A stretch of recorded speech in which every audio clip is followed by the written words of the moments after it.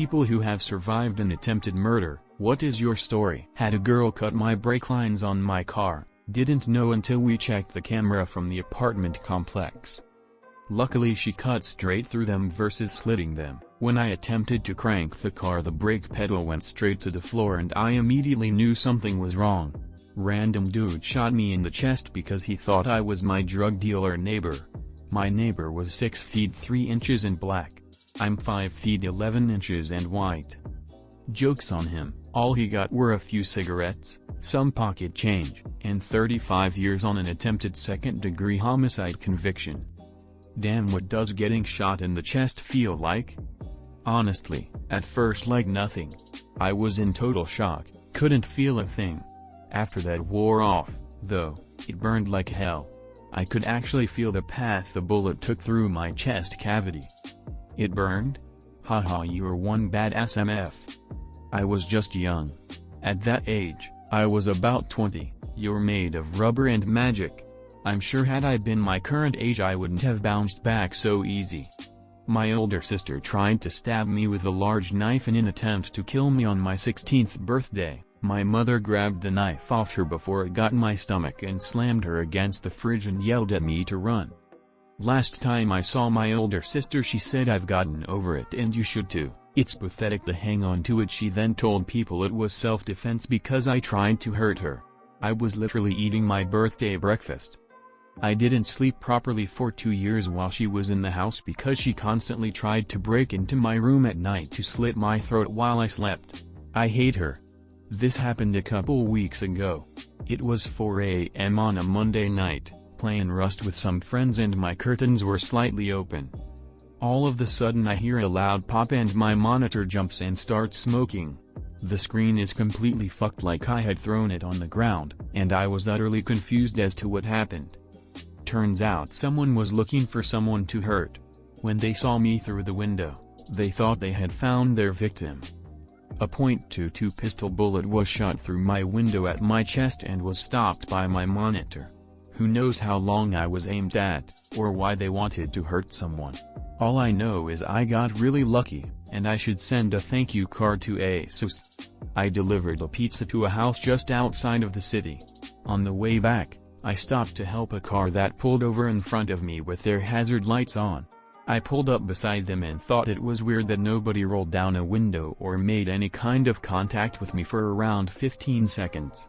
The passenger then jumped out of his side of the car yelling that they needed help as he made his way toward my car. I thought something was weird about this. As I started to pull away before he could get to my passenger door, he began shooting at me. I ducked my head after the first shot entered through the back window and embedded in my passenger seat headrest.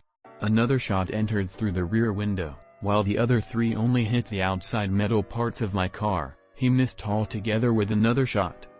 I remember being sure I was about to die as he fired more shots at me. I was very surprised that it wasn't panicky, it was just like, oh, I guess this is it. Turns out it was a plot to rob me. The pizza was ordered and the guys were stationed down the road to intercept me. They knew who I was and they knew that I would be able to recognize them, as I had delivered a few orders to them before. The guy wasn't wearing anything to cover his identity, which leads me to believe that he would have shot and killed me if he would have made it inside my car. By the next morning they had all been arrested. The shooter was found guilty of attempted murder and sentenced to 40 years in prison. He later appealed that sentencing because there was a word wrong in the jury instructions. He won the appeal and ended up being sentenced to 10 years, and was released November of 2010 after 5 years. The remaining 5 years were to be served as parole/probation. He was arrested twice for parole/probation violation when he was only a couple months away from total freedom. I laughed. TL, doctor, some people tried to murder me for pizza money. They shot. They missed. They got caught. They did time, but not enough, then did more. I feel like I am very late to the party, but my uncle was attempted murdered by random and pure bad luck. He was living in a high-rise and some crackhead pressed every single buzzer. Someone let him in out of laziness/not caring/wanting the buzzer to stop. The crackhead proceeded to knock on every single door down the hallways, and my uncle is the first to answer the door. The crackhead pulls out a pair of scissors and plunges them into his throat. The crackhead then nonchalantly walks out of the building and says to a passing couple, "You should probably call the police because I just murdered someone."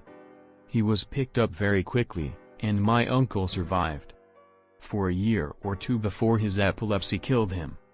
In addition, it was a very small world, as my uncle went to school with this crackhead 30 years earlier, and knew his name to identify him.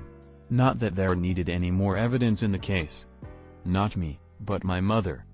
Context: we were already independent, she lived alone with 2 dogs. In burglar break-into in her house, he tried to torture her with small cuts with a knife he had. When she screamed, the dogs, 2 beautiful 80 kilograms / 160 pounds Rottweilers, defended her. The delinquent was left with facial skin tearing, skull sinking, multiple fractures in one of the arms. We had to hire a specialized cleaning service to remove the smell of blood. My parents moved to Mozambique during the mid-90s. I was around 8 at the time and started going to school there, a nice private one. Can't complain. My father was working for the Red Cross in Chimoio, so we had a comfortable life.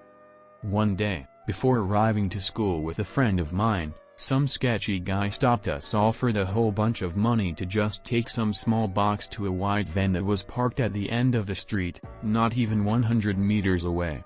My lucky day, I guessed. It actually was, but for different reasons. When I was going to go grab the box, my friend grabbed me by the shirt, pushed me, and started running, screaming, something I didn't understand in Shona, the local dialect. That moment was when it clicked. The moment I looked back, the guy had already vanished. So, wherever you are, thank you, shoot, I will never forget you. Damn, was he trying to kidnap you? Organ traffic. I saw 2 people stab someone to death in what I assume was a drug deal gone wrong, when I was on a night walk. Spent another hour being chased and hiding in a backyard so they wouldn't do the same to me. Scary night. My mom attempted to murder me and my sister when we were younger. She was going through a psychotic episode and pretty suicidal, and I said the wrong thing that set her off. She chased us down to the basement with a knife. We ran into my room and my sister hid in the closet while I tried to fight my mom off at the door. She was trying to push it open while I was trying to push it closed. It was a back and forth struggle until she put her hand in the door. I think she was trying to engage my non-violence because she thought I wouldn't shut the door on her hand, but I slammed the door over and over again until her fingers broke. Meanwhile, my dad, who was in the house, finally came downstairs to check in what was happening. Mind you, this all happened very fast, and my dad has a habit of zoning out when my mom gets in her episodes. He ended up pulling her off of the door, and my sister and I ran out of the house and jumped in our van. He drove around the corner and turned off the lights, and we all ducked down in our seats to hide and stayed there until my dad saw her drive our other car off. When I was a kid, probably around 2nd grade, our house got robbed and my mom and I came home while it was in progress. For whatever reason, she decided to go in and interrupt them. She grabbed her gun, didn't shoot, yelled at them to get the fuck out of my house, and then we drove off in a hurry to the corner store to call the cops. This was before cell phones. Less than 2 weeks later, my mom and I are sitting in the living room on the couch, our backs to the front door. Someone drives by and fires about 6 or 8 shots into the front of our house. Thank God for a steel front door.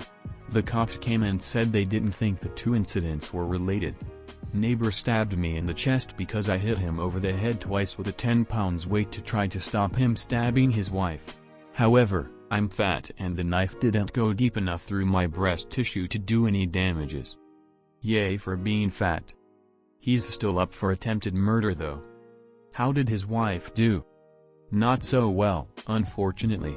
But she's alive, smile. Better than the alternative. I was 13.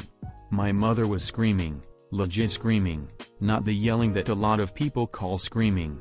They're different, trust me, at me because I made a tuna sandwich for lunch and didn't make one for her. She was a courier and I never knew when she would be home and when she wouldn't. These were the days before everyone had a cell phone, and she frequently bought lunch on the road. I was done with lunch before she got home, but she still flipped. I was selfish, a horrible daughter, etc. Anyway, as she was screaming, I was backing away from her until I was pressed against the sink cabinet. She kept coming towards me. I swear to God, before I knew what was happening or could process/register, she had the scissors out of the knife block in her hand and she was still coming towards me, scissor points directed at me. I screamed bloody murder. My brother came rushing out of his room, right off the kitchen, as she started swinging them down at my throat. He caught her hand maybe 2 inches away from my skin, and she was coming at me with enough force that there was still some forward momentum for him to counter. If he had not been there, they would have been buried in my throat. To this day, she doesn't understand why I have nothing to do with her, and the closest thing I've ever received to an apology was "I'm sorry you're not over that." Yeah.